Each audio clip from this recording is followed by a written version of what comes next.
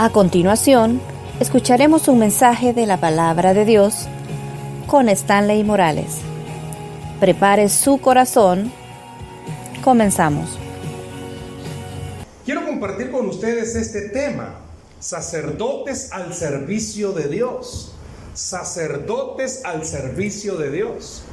Y me encantaba uno de los versos que leían al inicio, porque es uno de los que quiero hacer referencia. Quiero que usted se sienta cómodo ahí donde está escuchando, pueda estar relajado, porque la idea principal es estudiar este momento la palabra, por qué Dios nos llama así, sacerdotes.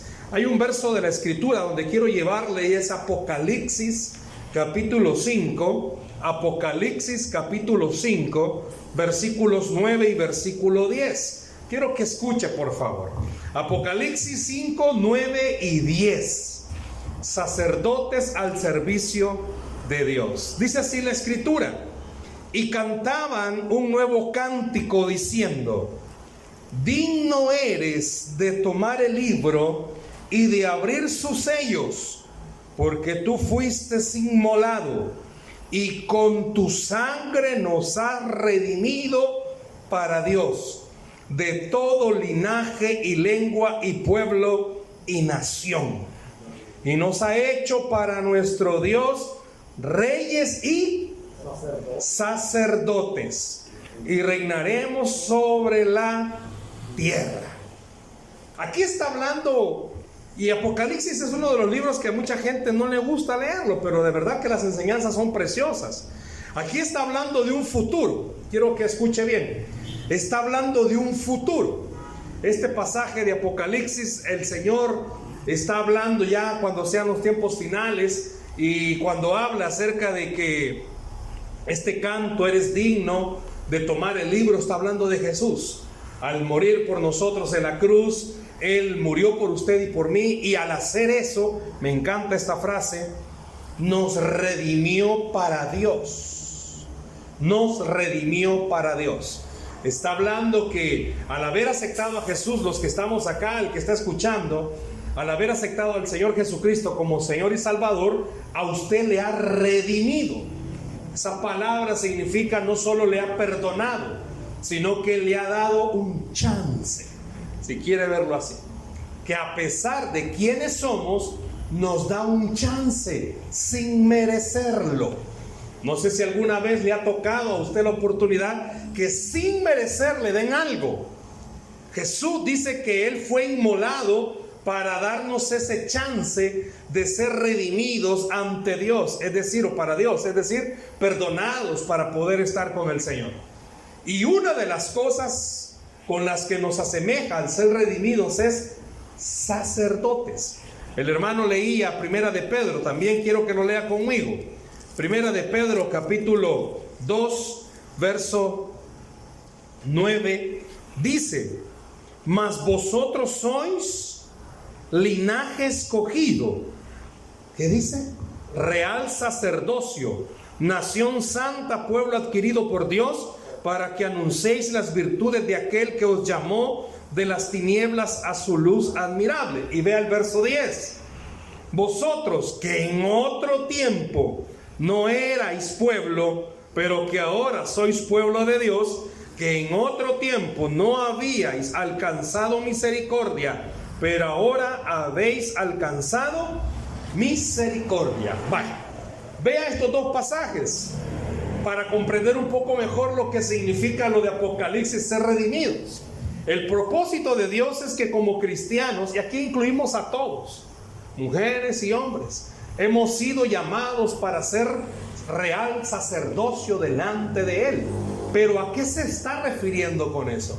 Cuando el pastor me invitó y me dio el tema, ¿verdad? Un sacerdote al servicio de Dios, la idea, comenzamos a orar, ¿verdad? Y la idea era, bueno, es el ministerio de hombres, y el propósito principal es volver a esa cualidad, a esa característica, a ese llamado de ser un sacerdote. Dios me llevaba y me enseñaba, aparte de estos pasajes, el entender.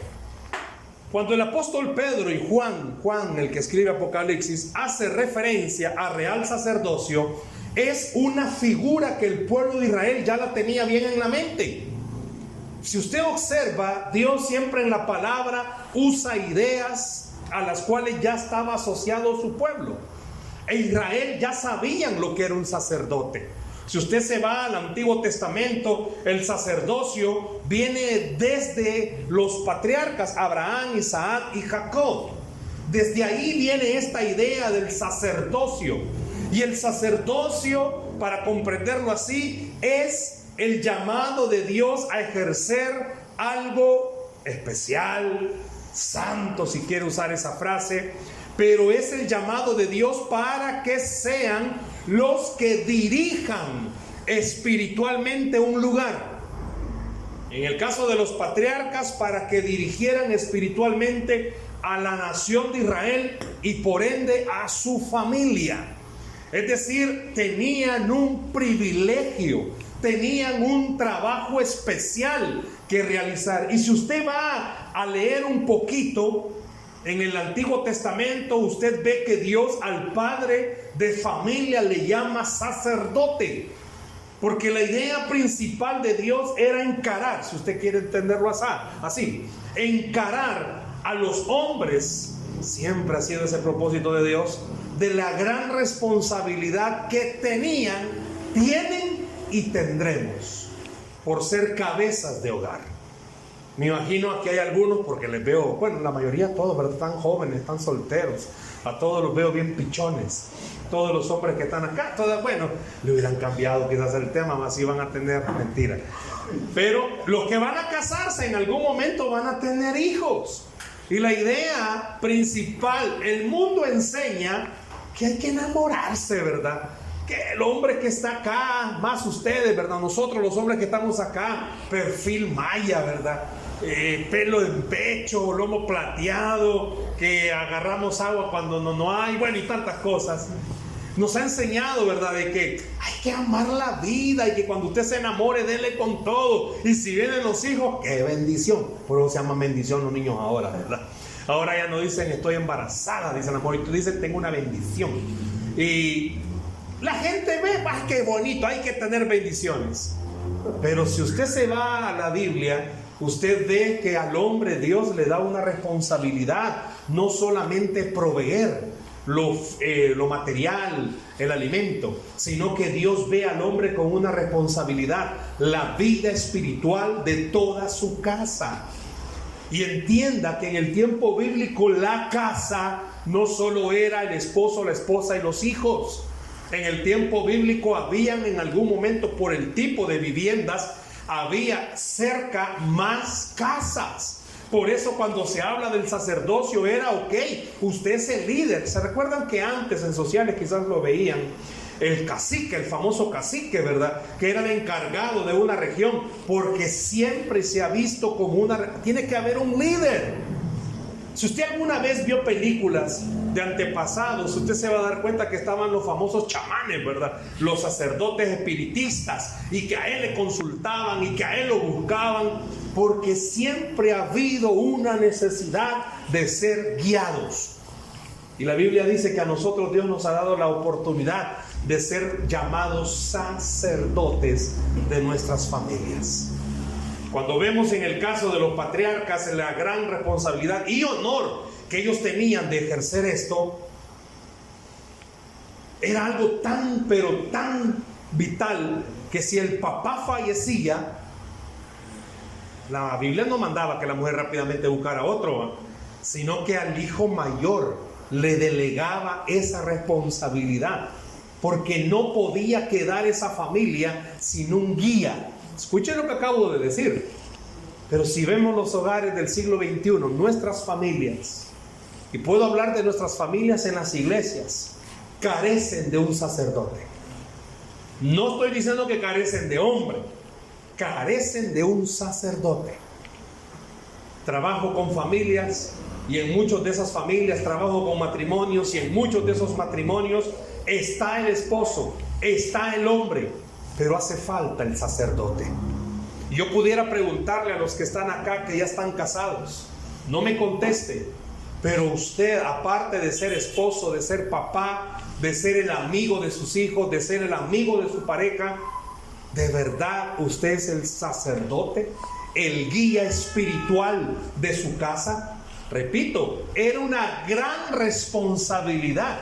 Y Dios lo mostró a través de Moisés. Porque si usted observa y lee la Biblia, se da cuenta que Dios usa a Moisés para hablarle al pueblo. Y dejan a Aarón y a sus hijos y a toda la tribu de Leví como los encargados de hablarle al pueblo. O sea, siempre el propósito de Dios era que hubiese un guía espiritual para hablarle por medio de Dios a su familia.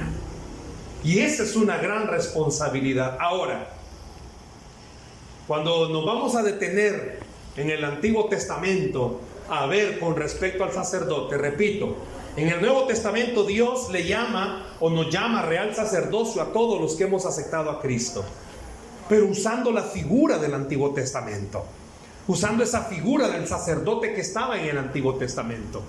Entonces, para entenderlo un poco mejor, veamos lo siguiente. Son 3 cosas sencillas que hacía o que tenía como responsabilidad un sacerdote en el Antiguo Testamento.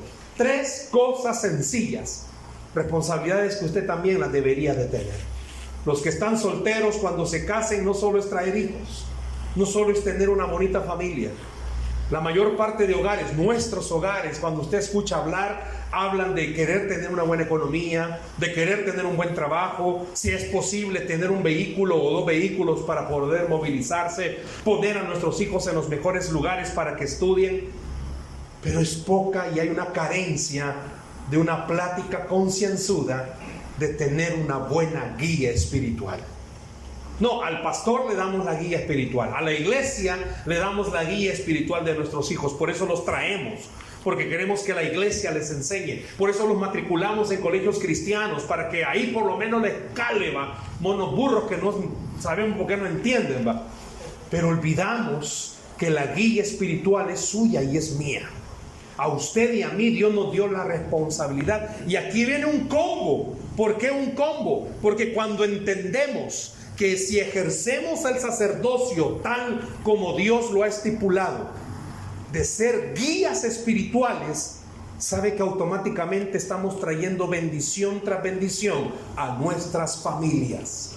Cuando tomamos el papel que Dios nos ha delegado, váyase a Deuteronomio y hablará de estas palabras sentado, acostado, caminando. Las pondrás en tu frente, en tu mano, y hablarás de ellas con tus hijos y a los hijos de tus hijos. Dios hablándole por medio de Moisés a los hombres y diciéndoles: ustedes deben de ser guías espirituales. Ustedes deben de transmitir el mensaje espiritual. Usted me pregunta, la tecnología ha arruinado a la juventud. La nueva modernidad ha arruinado a la juventud y a los niños. ¿Usted cree que tanta delincuencia juvenil se deba a eso? Yo puedo decirle sin temor a equivocarme, hay muchos hogares donde tenemos hijos que están viviendo en la misma época de estos chicos y no se han perdido. Y ha sido que ha habido una diferencia, porque hay hogares donde sí hemos ejercido el sacerdocio, guía espiritual, y hay hogares que no. Vaya a investigar a los hogares donde alguien me va a decir: pero mire cuántos hijos de cristianos se han perdido porque no han ejercido el sacerdocio. Si usted se fijó en las palabras que dije, Dios le dio un mandato a los hombres: hablará de ellas en tu casa y en el camino. Pero el primer lugar donde debemos de ser sacerdotes, si usted quiere ser un sacerdote al servicio del Señor, con mucho cariño le quiero decir, usted puede servir mucho aquí en la iglesia, pero eso no lo hace sacerdote. Tiene que comenzar a servir en su casa. Si no sirve en su casa, ¿cómo va a servir aquí? Y eso lo vemos aquí en la Escritura. Aquí lo vemos en la palabra. Fíjese bien, dije que son 3 cosas sencillas que hacía un sacerdote. En primer lugar, y esta es una de las más importantes, bueno, las 3 son importantes.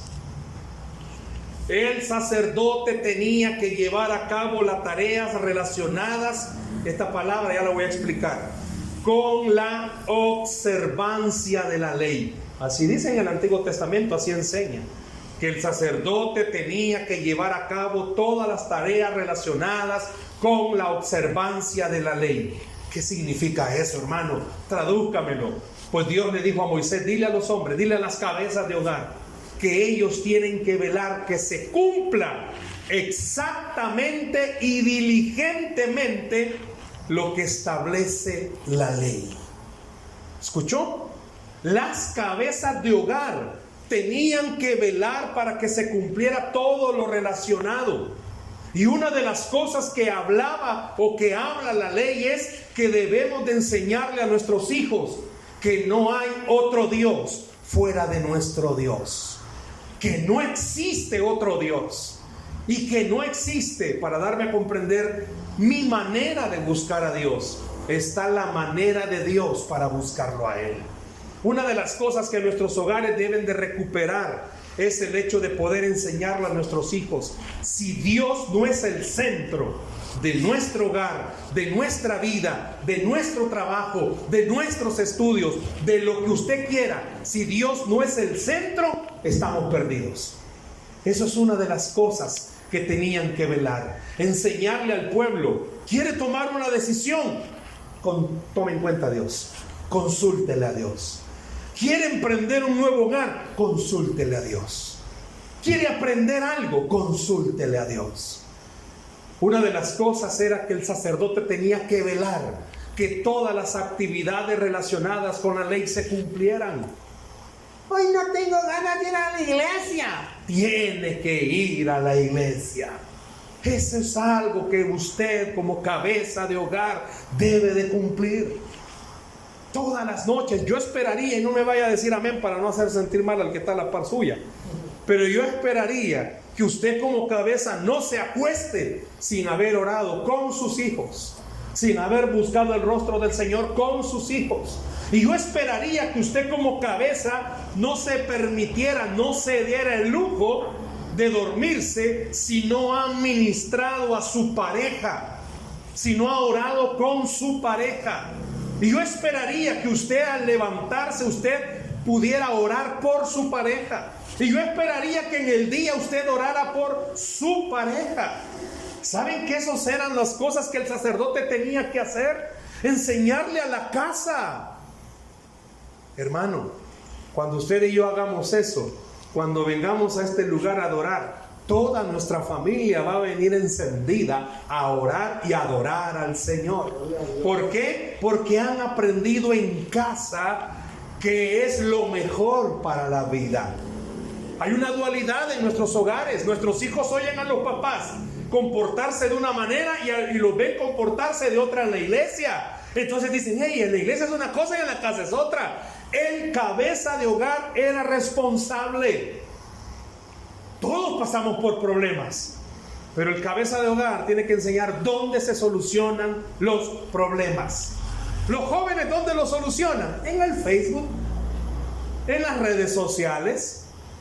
Los varones, y ojo por favor, una de las cosas que el sacerdote tiene que enseñarle a los hijos es que en realidad, escuche bien esto, si de verdad quiere ser un sacerdote, tiene que aprender a amar a Dios por sobre todas las cosas. Pero nuestros jóvenes no. Nuestros jóvenes aman a la vecina, aman a la del Facebook, a la del Instagram, a la del colegio, a la del trabajo. Y si hay amor, a Dios. El papá, el cabeza, no solamente es tenga hijo para que coma. El papá tiene que enseñarle al hijo, antes de darle para que coma, mostrarle de dónde viene lo que tenemos para comer. Y eso es del reino de los cielos. Eso es una de las características que deberíamos de tener. No estoy hablando que el papá desde que entra a la casa, aleluya, gloria a Dios. No, vamos a ser los padres más normales. Pero vamos a ser los padres más normales, enseñarles a nuestros hijos que Dios es el centro de todo y que fuera de Él no existe nada. Estamos en una sociedad donde la pandemia, hablábamos con su pastor al inicio y le decíamos, esta pandemia vino a despertar muchas cosas, hermanos. Y en buen salvadoreño voy a decir esto, y vino a destapar muchas cosas también. Porque el estar encerrado destapó muchas cosas. Ese es tema para otro día. Pero una de las cosas que sí puedo mencionar que destapó es el carácter. Si no es lo mismo, hermanos casados, pasar con la doña en las mañanas un rato y en la noche otro rato, que haber pasado 24 horas, 7 días a la semana. No era lo mismo. En el trabajo por lo menos se distraía, ¿verdad? Con el trabajo y todo. Pero en el día, más cuando la esposa tiene un su complejo, voy a usar esta frase, tal vez me la logran entender, un su complejo hostil, ¿va? Hacer limpieza, barré, mira, ya recogiste la basura, ya arreglaste el techo, mira, y esto y lo otro. Había momentos en los que usted quizás le dijo al Señor: ¿por qué me has dado a mí el COVID? Y usted ni COVID tenía, ¿verdad? Pero usted sentía que la presión va en la casa. Pero qué sabroso es cuando usted, si espero que así lo haya hecho, haya aprovechado este tiempo en familia para entender que Dios mandó o ha mandado o ha permitido el COVID para que busquemos su rostro todos los días.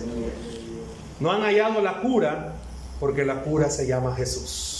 Amén. Él es el único que puede sacar. Se fue Iota y se fue Eta, y puede venir cualquier huracán y el Señor puede mostrar que la oración tiene poder.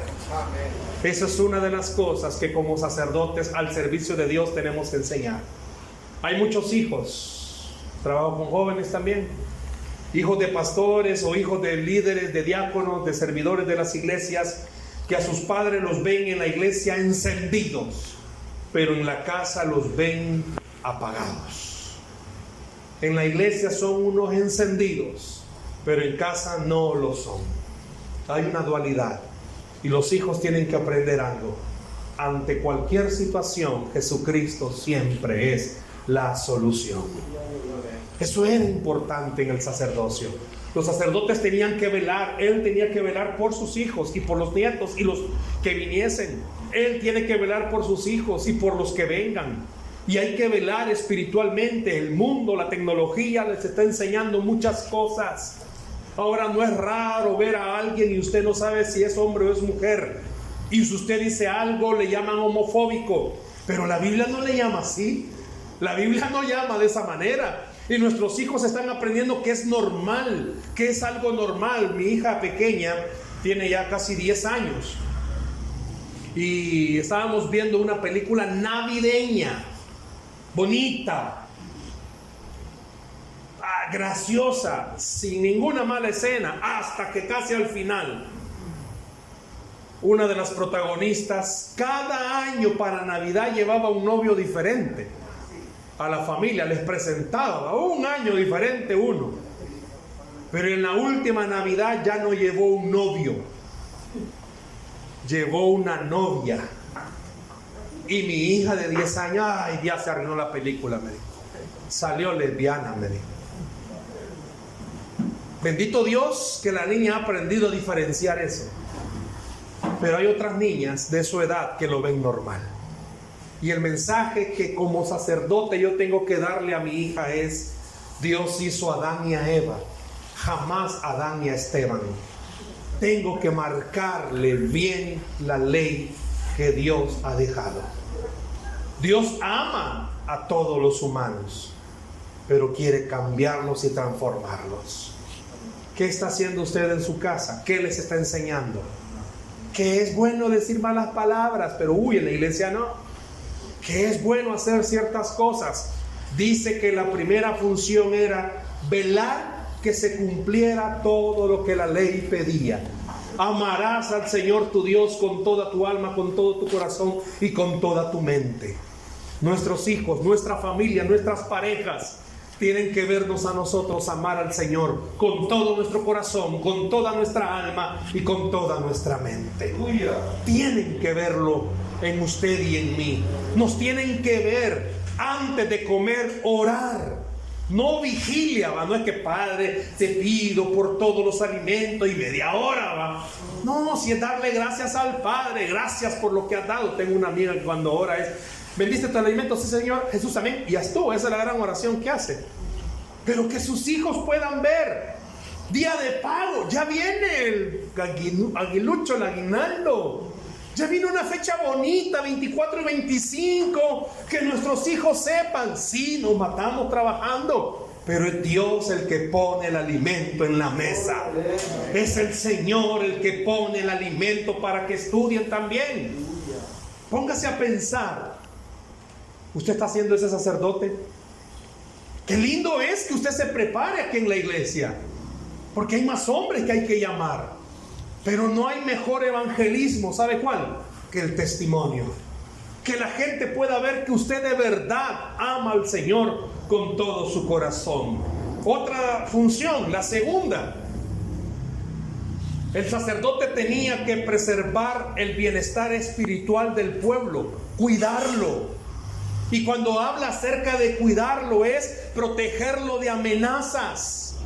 El mundo está siendo amenazado. Hermano, la iglesia está siendo amenazada. ¿Qué va a pasar cuando en este país, imagínense, si Dios lo permite en sus planes, aprueben matrimonios entre personas del mismo sexo? Van a obligar a su pastor a casar aquí a Adán y a Esteban. El sacerdote tiene que cuidar el bienestar. El mundo se está metiendo, la música se está metiendo. Hoy no es raro. Muchas veces, como de aquí no me han invitado, puedo decirlo. A veces me ha tocado ir a predicar para 15 años. ¡Wow! A veces uno queda bien pasmado, más de lo que va. Porque me ha tocado estar en algunas ceremonias de 15 años donde todo especial, Dios bendiciendo ese lugar. Termina la ceremonia y comienza la tutum, tutum, tutum, tutum. Porque los jóvenes ven normales. Acabo de decirle a Dios, limpia mi camino. Un adolescente de 15 años. Y termina la ceremonia, permíteme, que voy a ensuciar mi camino. Si usted habla de esto con los jóvenes, le llaman cuadrado, dinosaurio, ridículo. ¡Qué raro! Pero el sacerdote tenía que preservar, cuidar el bienestar espiritual de su casa. Debemos de cuidar lo que nuestros hijos ven y escuchan. Debemos de enseñarles algo. Dios no prohíbe nada. ¿Me escuchó lo que acabo de decir? Dios no prohíbe nada. Dios nos advierte que hay cosas que no nos van a beneficiar. Es usted el que decide hacerlo o no hacerlo. Voy a ponerle un ejemplo. No vaya a levantar la mano. Dios no prohíbe que usted tome, pero Dios habla acerca de lo que va a pasar si usted se embriaga. Yo no le estoy diciendo que hoy vaya a su casa a darle virote, va al jarabe. Dios no le prohíbe a los jóvenes las relaciones sexuales. Dios les advierte y le llama a eso fornicación. Pero ¿cuántos jóvenes de nuestras iglesias andan jugueteando con eso? El sacerdote de la casa tiene que enseñar que toda acción trae una reacción y consecuencia. El sacerdote tiene que preservar el bienestar espiritual de la casa. Yo le puedo preguntar esta noche, ¿usted ha detectado cosas que en su casa están pasando espiritualmente hablando? Sus hijos quizás ya no quieren leer la Biblia, vienen regañadientos a la iglesia. Yo me recuerdo cuando conocí a Diego. Este nunca ha engordado, ¿verdad? Pero chiquito, pelón. Hoy se ha dejado el pelo de Ricky Martin, pero se ha preservado en la iglesia. Lo han cuidado, lo han sabido cuidar. Sé que el pastor lo ha adoptado como hijo. Pudo haber escogido a alguien más, ¿verdad? Pero bien, lo ha adoptado como hijo y ahí lo ha tenido. Pero él no puede, el pastor Walter no puede obligar a Diego a seguir al 100%. Y sabe que usted y yo como padres no podemos tampoco. Nuestros hijos van a tomar sus decisiones. Nuestros hijos van a decidir qué hacer. Pero escúcheme por favor y guárdeselo en la bolsa. Usted como padre puede estorbarles el camino a sus hijos. Puede, estórbeles el camino. Hace años yo conocí un pastor y me gustaba esta oración que él hacía. Señor, pon a la par de mis hijos un muro a su izquierda, ¿verdad? Y un muro a su derecha. Por si quieren salirse, se topen en ese muro. Eso mismo podemos hacer. Pero no podemos si solo oramos y no demostramos a nuestros hijos que estamos interesados en su bienestar espiritual. Dije en primer lugar, tenían que velar que se cumplieran las tareas que la ley manda. Tienen que cuidar el bienestar espiritual. Y también los sacerdotes, en tercer lugar, escuche esto por favor, cuidaban del templo. ofrecían sacrificios e intercedían por la casa. De estas tres cosas, los sacerdotes en el Nuevo Testamento dejaron de ofrecer sacrificios, porque el sacrificio es Cristo una vez y para siempre. Pero seguían cuidando el templo. Y voy a decirle esto: no solo este templo precioso que tienen, su casa es un templo. Usted es un templo. Sus hijos son templos. Usted tiene que cuidar de su casa, hermanos. ¿Quiere ser un sacerdote al servicio del Señor? Ok, amén. Dígale al pastor: quiero comenzar a servir en la iglesia. Pero sirva primeramente en su casa. Cuide su casa, cuide a sus hijos e interceda por ellos. No deje de orar, por favor. Si usted deja de orar por sus hijos, escuche, hay alguien que va a estar orando por ellos. Y no necesariamente para el bien. Ore por sus hijos, clame por su matrimonio. Sacerdotes que están acá, que ya están casados, clamen por su esposa. No para que el Señor se la lleve, clamen por ella, para que Dios le dé fuerza, le dé ánimo. Agradézcale a Dios por la esposa que usted tiene. No sé cuántos de los que están acá le agradecen. Brava, histérica, refunfona. Es que lo bueno es solo haber hombres esta noche, ¿va? Me perdonan las hermanas. Y todo el que está oyendo me perdona. Pero mire, cuando usted se enamoró de ella, usted dijo: no importa que tal me pegue. El problema está cuando ya se casó y comenzó a pegarle, hermano. Ya vio que es seca, chiquita, pero pega. No diga nada, hermano. Póngase a pensar. Sí, la tiene enfrente, siervo. Usted sí está en peligro. Usted está en peligro, siervo. Usted está en peligro. El hermano allá del sonido no dice nada, ni puja, porque ahí está la esposa, la par. Ustedes sí están libres esta noche, hermano. Pero póngase a pensar. ¿Cuándo fue la última vez? Yo pudiera preguntarle a cada uno: ¿cuándo fue la última vez que usted oró por su pareja? Pero así, orar por ella, cuidarla, sanámela. Le voy a dar la primicia de un testimonio. En marzo, cuando comenzó todo esto de la pandemia, Dios nos puso a abrir un programa de oración en Facebook, lunes, miércoles, viernes y domingo. Pues desde ese día que comenzó la pandemia hemos estado orando. Justo esas semanas antes de la pandemia, a mi esposa le descubren quistes en los ovarios. Y ya había tenido de adolescente y le volvieron a dar esos volados. Y de ahí apareció todo esto, y ay, con dolores y todo. Comenzamos a orar desde marzo para que Dios sanara. Y mi oración era en el programa: quítaselos tú, Señor. Este lunes tengo programa y tengo que dar el testimonio. Ayer tuvo cita con la ginecóloga, le hicieron la ultra y todo, porque se había perdido el control. ¿Y sabe qué? Ya no hay ni un solo quiste. Sin medicamentos, la oración tiene poder. Ahora imagínese si usted como sacerdote orara por su mujer, hasta el carácter Dios le cambiara. Por eso, no diga nada, hermano, por favor. Por eso clame, ore. Dice que una de las funciones del sacerdote era clamar, orar por la comunidad, orar por alimento, orar por salud, orar por seguridad. Acuérdese que la figura es el sacerdote del Antiguo Testamento. Habían conquistas, enemigos de Israel. Su casa tiene enemigos, su familia tiene enemigos, su pareja quizás donde trabaja tiene enemigos. Tengo amigos que están enlillados económicamente, no por malas decisiones, sino por fallos en los negocios en los que están. Y a veces eso los estresa y los enlía. Yo le decía a la esposa este día: no deje de clamar, no deje de orar. La oración tiene poder. Por eso una de las cosas que los sacerdotes hacían era clamar por la comunidad. Yo le pregunto esta noche: ¿usted tiene problemas en su casa de cualquier tipo? Está bien, quéjese, está bien, siéntase un poco tristón, pero no está bien que no ore. Clame.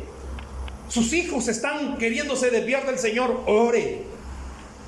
Yo sé que el pastor Walter oró mucho para cuando su hijo Esaú iba a casarse.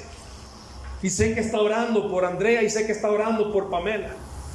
Porque no hay que dejar de orar. Yo tengo 2 hijos, eso hablábamos con él. Mi hijo mayor ya está, primero Dios, en 4º año de la universidad. Sigo clamando, sigo orando, que Dios le ponga la idónea. A pesar de que mi hija tiene 10 años, oro para que el idóneo aparezca cuando ella tenga 40. Pero oro para que Dios haga el milagro. Pero me pongo a pensar con tristeza, ¿cuántos papás sinceramente no oran por sus hijos? Ni oran por su casa, ni por su mujer. Por eso el enemigo aprovecha y mete discordias, pleitos, contiendas, iras, divisiones, amarguras, no se hablan. Por eso el diablo mete la cola y le pone al hombre a la cabeza una ciguanaba en el trabajo, donde sea, para desviarlo. Si somos hombres, aceptemos que el diablo pone tentaciones. Y eso solo se puede huir orando. Santiago lo dijo: resistid al diablo y él huirá de vosotros. Pero usted no puede resistir en sus fuerzas, porque ni fuerza tiene. A la primera de cambio que aparezca una ciguanaba, y las ciguanabas no son feas, las ciguanabas que el diablo usa son coquetas. Y si usted no ora, se pegó el zapotazo. Y después viene el lloro y crujir de dientes. Porque toda acción tiene una reacción y trae consecuencias. El sacerdote, dije en primer lugar, tenía que velar que todas las tareas se cumplieran. Dije en segundo lugar, el sacerdote tenía que cuidar, preservar el bienestar espiritual. Y en tercero, tenía que cuidar el templo, cuidar a los que están dentro del templo. Tenía que orar, tenía que interceder. Los sacrificios ya fueron entregados por Cristo. Es más fácil para usted y para mí esa tarea, porque ya no la hacemos en nuestra fuerza, la hacemos en las fuerzas del Señor. Si usted se pone a pensar, ¿por qué entonces la Biblia nos llama real sacerdocio, nación santa, pueblo escogido por Dios? Siendo quienes éramos, lo escogió a usted y me escogió a mí. ¿Para qué? Para que pudiéramos llevar a nuestras familias por el camino espiritual correcto. Si esta noche fuéramos también honestos y transparentes, dejamos mucho que desear como sacerdotes. Pero hoy es un buen llamado que Dios le está haciendo a usted, para tomar de a poco, paso a paso, este compromiso. Y es fácil. Hoy, esta noche, ore por su familia. Hoy, esta noche, ore por sus hijos.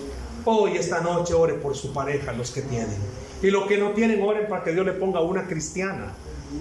Porque las diablas del mundo no le ayudan. A veces los jóvenes en las iglesias, ¿verdad?, escogen filisteas, porque las de la iglesia dicen: no, hermano, paso. Así es el diablo. Pone filisteas que en vez de llevarte a Tierra Santa, te llevan al Seol, al infierno. Pero usted decide ser un sacerdote al servicio de Dios. Si se fija, haciendo todas estas cosas en casa, Dios puede usarnos aquí en el templo, y nos va a usar para la gloria y honra de su nombre. Dios quiere usarle a usted, y no es casualidad que esta noche esté aquí, y no es casualidad que usted esté escuchando este mensaje, porque Dios a usted le está llamando para recordar que Dios lo ha escogido. Dios no mira sus fallas, Dios mira su corazón, y Dios dice: usted o tú puedes ser un sacerdote a mi servicio. Dice la Biblia que al que cree, todo le es posible. Denle un aplauso al Señor Jesús, por favor, esta noche. Por eso en Apocalipsis dice: Él fue digno de abrir los sellos, y Él nos redimió, nos ha dado un chance para ser sacerdotes. ¿Por qué no cierra sus ojos, por favor, ahí donde está?